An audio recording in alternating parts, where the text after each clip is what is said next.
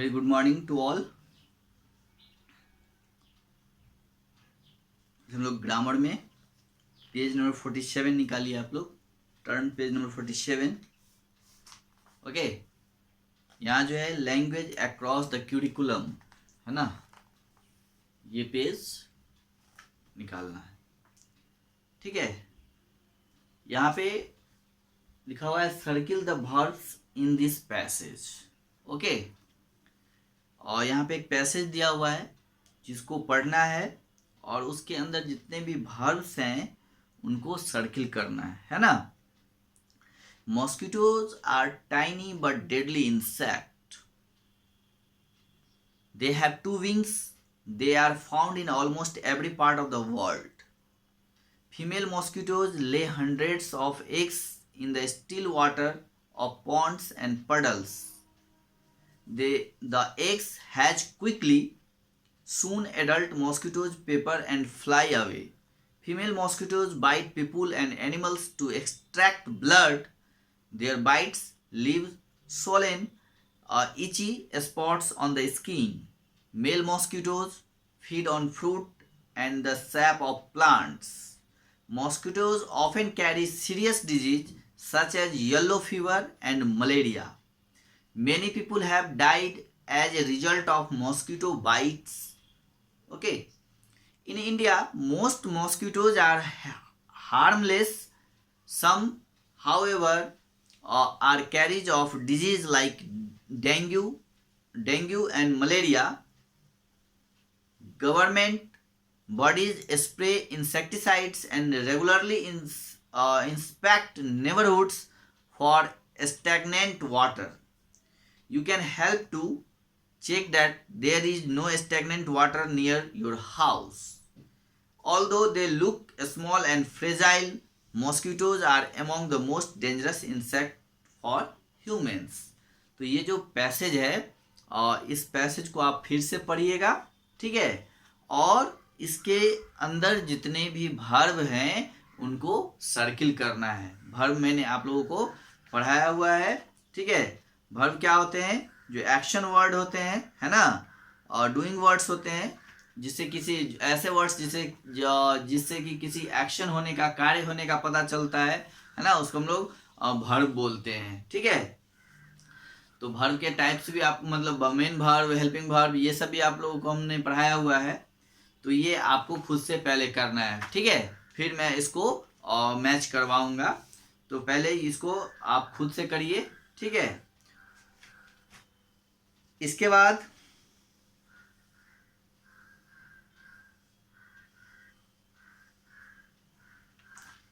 Page number 48, turn page number 48, right. यहाँ पे worksheet 1 दिया हुआ है ना, ये वर्कशीट है।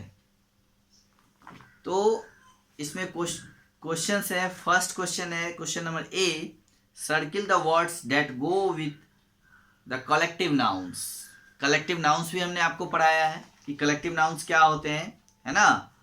तो जैसे बहुत सारे जानवरों का जो झुंड होता है जिसको हम लोग हर्ड बोलते हैं, है ना, और ठीक है, और बहुत सारे जैसे चींटियों का झुंड होता है उसको हम लोग कॉलोनी बोलते हैं। तो इस तरह का हमने कलेक्टिव नाउन्स, कई तरह के कलेक्टिव नाउन, कितने एग्जाम्पल्स बताए हैं, उसके बहुत सारा एग्जाम्पल बताए हैं। तो आपको यहाँ पे वही कलेक्टिव नाउन्स बताना है। Circle the words that go with the collective nouns. जैसे एक है ए बैंड ऑफ म्यूजिशियन और एग्स, है ना। तो म्यूजिशियंस जो होते हैं उनका बैंड पार्टी होता है, यानी वो, तो ये म्यूजिशियंस ही होंगे इसमें। इसी तरह जैसे ए फ्लॉक ऑफ बीज और बर्ड्स, है ना। अब बर्ड्स के झुंड को हम लोग फ्लॉक्स बोलते हैं, या फिर बीज का जो झुंड होता है उसको फ्लॉक्स बोलते हैं। तो ये आपको चूज करना है, ठीक है। एक कॉलम ऑफ स्मोक और चिमनीज, ठीक है। तो एक कॉलम जो है आपको स्मोक के लिए या फिर चिमनी के लिए यूज होता है, ये आपको देखना है, ठीक है। ए ब्लॉक ऑफ बुक्स या ए ब्लॉक ऑफ आइस, ये क्या होगा, ये आपको चूज करना है, ठीक है। ए बंडल ऑफ स्टिक्स और सोल्जर्स। सोल्जर का जो है कलेक्टिव नाउन बंडल्स होता है, या फिर स्टिक के लिए बंडल्स यूज होते हैं, ये आपको चूज करना है। तो तो इस तरह से इसके जो भी कलेक्टिव नाउन्स हैं, है ना, उनको सर्किल करना है, ठीक है। नेक्स्ट क्वेश्चन है question number B, fill in the blanks with the correct forms of verbs, right. अब देखिए यहाँ पे फिल इन द ब्लैंक्स दिया हुआ है, ठीक है, और उसमें कहा जा रहा है कि करेक्ट फॉर्म ऑफ वर्ब्स को, जो वर्ब्स को फिल करना है, और वर्ब भी जो है सेंटेंस के लास्ट में दिया हुआ है आपका, है ना। जैसे यस्टरडे जमाल, है ना, और फिल इन द ब्लैंक्स है लेमन राइस फॉर डिनर, और यहाँ पे लास्ट में आपको वर्ब दिया हुआ है वांट।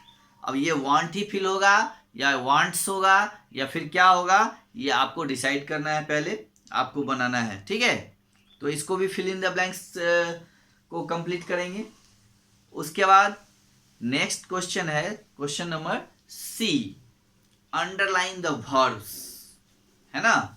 अंडरलाइन द वर्ब्स यानी ये जो नीचे सेंटेंस दिया हुआ है उसमें वर्ब्स को अंडरलाइन करना है ना, और फिर बताना है right T for transitive and I for intransitive. हम लोगों ने ट्रांजिटिव वर्ब और इंट्रांजिटिव वर्ब ये भी पढ़ा है, तो इसमें वर्ब को अंडरलाइन करना है और फिर उस वर्ब के बारे में बताना है कि वो वर्ब ट्रांजिटिव है या फिर इंट्रांजिटिव है, ठीक है। तो ये क्वेश्चन नंबर सी है, इसको भी करना है, ठीक है। फिर नेक्स्ट है question number D, read this passage and answer this questions, ठीक है। यहाँ पे पैसेज को पढ़ना है और क्वेश्चंस का जवाब देना है, ठीक है। जे read this passage and answer this questions. Sheela and Sameer planned a surprise dinner for their parents. Sheila and Sameer planned a surprise dinner for their parents. What a good idea, said their grandmother. Let us plan the menu first, said Sheila. Okay.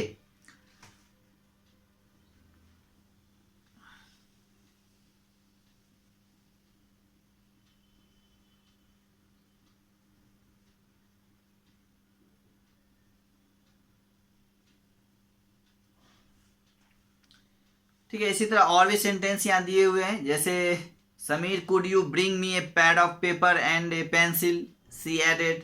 They planned to serve their parents favourite dishes, soon the meal was ready, I am so excited, said Sameer. Sameer carried a pile of plates to the table, ठीक है। अब देखिए question नीचे दिया हुआ है, first question है, जैसे ये सेंटेंस हम लोगों ने पढ़ा, अब इससे रिलेटेड क्वेश्चन है। फर्स्ट क्वेश्चन तो ये है कि write as for a statement, जो हम लोगों ने सेंटेंस पढ़ा है ना, वो सेंटेंस स्टेटमेंट है या इम्परेटिव सेंटेंस है, फिर इंट्रोगेटिव सेंटेंस है या फिर एक्सक्लामेटरी सेंटेंस है। वो किस तरह के सेंटेंस हैं ये आपको बताना है, ठीक है। तो इसके लिए आपको लिखना है स्टेटमेंट के लिए एस, इंपरेटिव सेंटेंस के लिए आई, और इंट्रोगेटिव के लिए क्यू, एंड एक्सक्लामेटरी सेंटेंस के लिए ई लिखना है, ठीक है। यहाँ आगे जगह दिया हुआ है। उसी पैसेज से रिलेटेड फिर दूसरा क्वेश्चन है, circle the subjects and underline the predicates. Subject and predicate भी हम लोगों ने पढ़ा है, और आपको पढ़ाए थे कि सब्जेक्ट और प्रेडिकेट यानी कोई भी जो सेंटेंस होता है, और जो भी सेंटेंस होते हैं उसके 2 पार्ट्स होते हैं, है ना। First part is subject and second part is predicate, यानी जो सब्जेक्ट होता है जिसके बारे में सेंटेंस में कहा जाता है, और जो कुछ कहा जाता है वो आपका प्रेडिकेट होता है, ठीक है। तो ये हम लोगों ने पढ़ा है सब्जेक्ट एंड प्रेडिकेट। तो यहाँ पे Sheela and Sameer planned a surprise dinner for their parents, तो इसमें आपको बताना है कि सब्जेक्ट कौन सा है और प्रेडिकेट कौन सा है। फिर सेकेंड सेंटेंस है they plan to serve their parents favourite dishes, ठीक है। इसमें भी आपको सब्जेक्ट एंड प्रेडिकेट बताना है। The meal was ready, Sameer carried a pile of plates to the table. तो ये सारे सेंटेंस में ये जो 4 सेंटेंस दिए हुए हैं A B C D, और इन सेंटेंस को पढ़ के आपको सब्जेक्ट एंड प्रेडिकेट के बारे में बताना है। जो सब्जेक्ट होगा उसको सर्किल करना है और जो प्रेडिकेट है उसको अंडरलाइन करना है। ओके, चलिए नेक्स्ट क्वेश्चन है 3।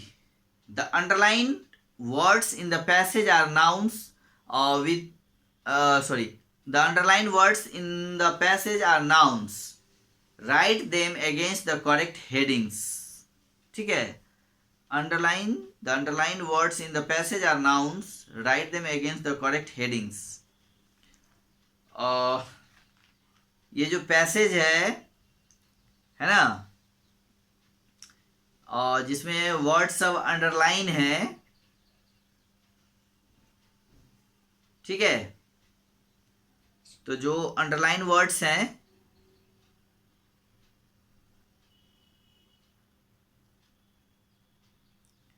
उसके अगेंस्ट द करेक्ट हेडिंग्स उसका देना है। ठीक है, सिंगुलर, प्लूरल और प्रॉपर एंड कलेक्टिव में। ठीक है,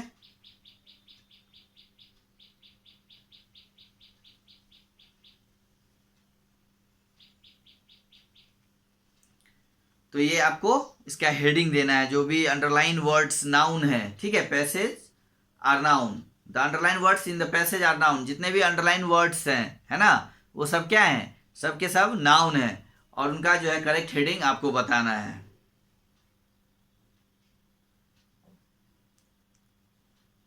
चलिए अब देखिए नीचे ग्रामर फन दिया हुआ है। Play the sentence building game in the groups of 4। Each person can add only one words to the sentence. चलिए इसको हम लोग बाद में करेंगे।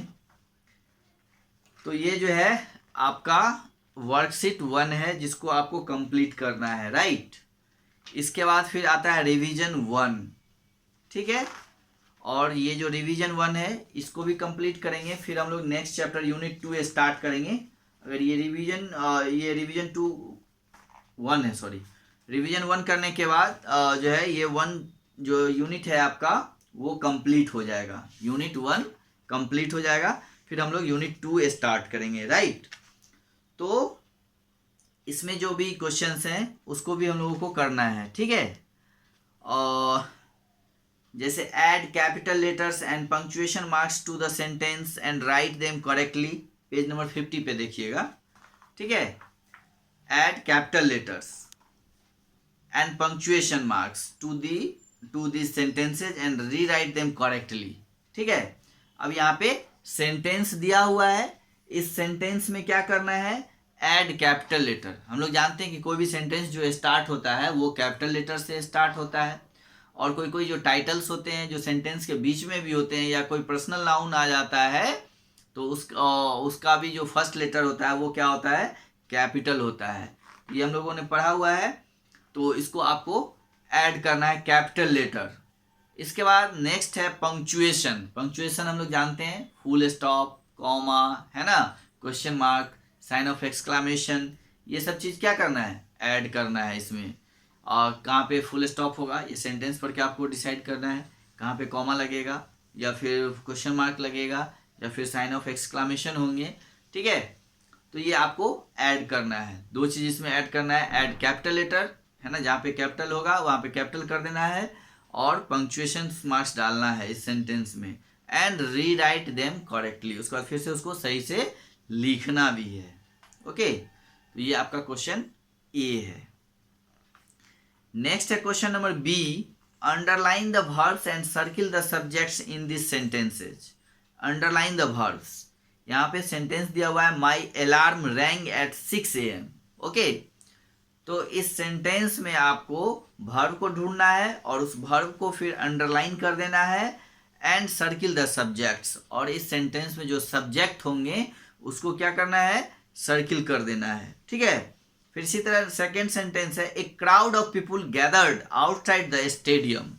ठीक है, इसमें भी आपको वर्ब को अंडरलाइन करना है और सब्जेक्ट को सर्किल करना है। ठीक है, इसी तरह इसमें 5 सेंटेंस है, इस 5 को करना है। ठीक है, next question number C. Change the gender of the underline words and rewrite the sentences. Gender change करना है। जेंडर भी हम लोगों ने पढ़ा था कि जो common gender, neutral gender, feminine gender and masculine gender, ये हम लोगों ने पढ़ा था, है ना। और कॉमन जेंडर क्या होते हैं, मैस्कुलिन जेंडर क्या होता है, फेमिनिन जेंडर क्या होता है, न्यूट्रल जेंडर क्या होता है।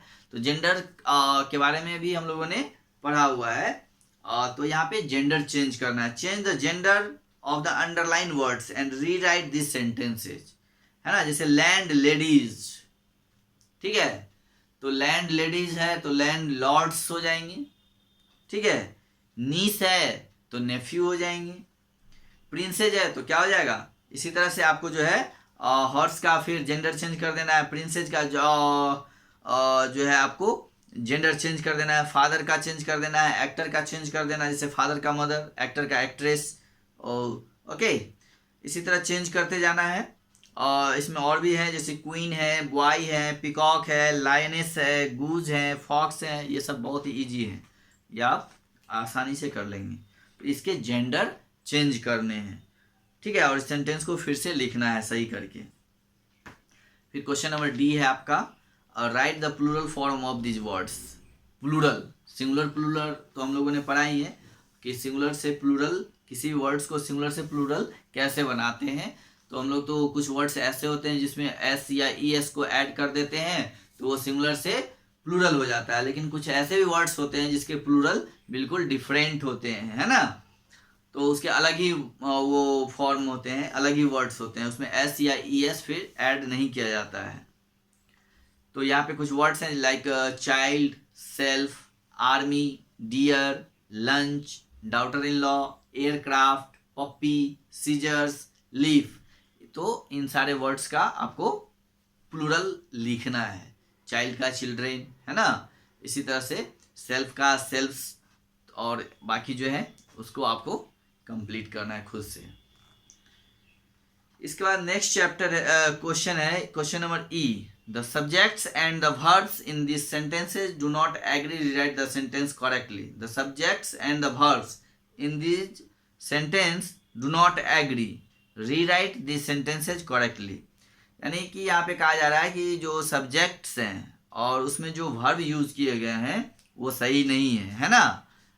डू नॉट, वो एग्री नहीं करते हैं, क्योंकि हम लोगों ने सब्जेक्ट वर्ब एग्रीमेंट पढ़ा है, बताया था कि अगर सब्जेक्ट सिंगुलर होगा तो वर्ब भी सिंगुलर होगा, अगर सब्जेक्ट प्लूरल है तो वर्ब भी प्लूरल होगा। तो हम लोग ये सेंटेंस को पढ़ेंगे और उसी के अकॉर्डिंगली जो है मतलब सेंटेंस का जो रूल्स है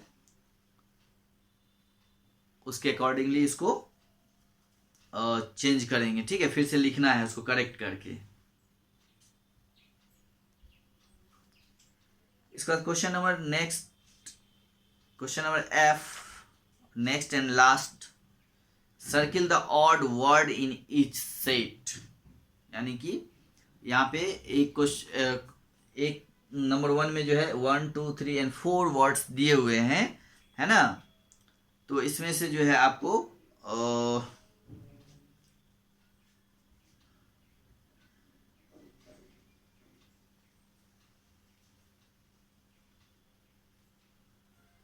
एक वर्ड्स को जो है, ऑड वर्ड जो है उसको निकाल देना है।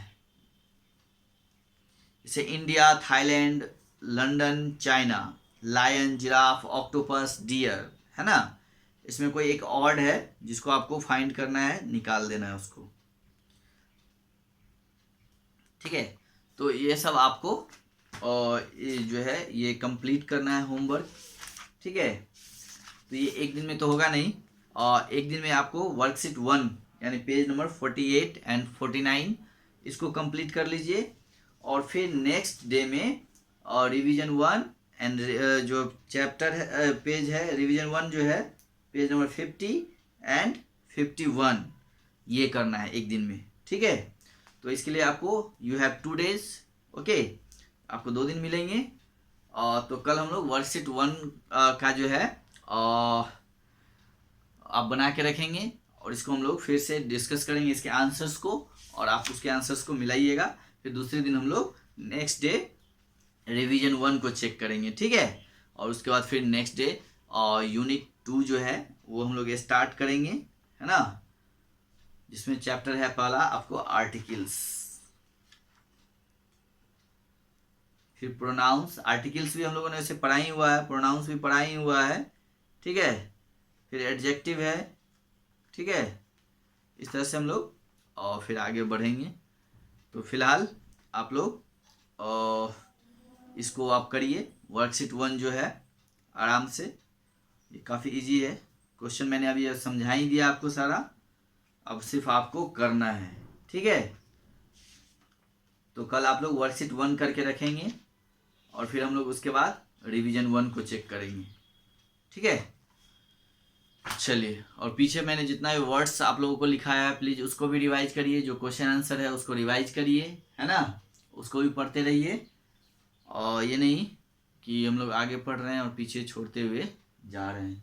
तो पीछे जो भी चैप्टर कराया गया है और जो वर्ड्स कराए गए हैं, वर्ड्स मीनिंग कराए गए हैं, उनको भी आप ध्यान में दीजिए। और ग्रामर में जो हम लोग पढ़ रहे हैं तो उसमें जो भी डिफिनीशंस आते हैं उन डिफिनीशंस को भी आप लोग रिवाइज करते रहिए। और ग्रामर का जो एक्सरसाइज है उसको भी आप रिवाइज करते रहिए, देखते रहिए। ओके, चलिए, okay, have a good day.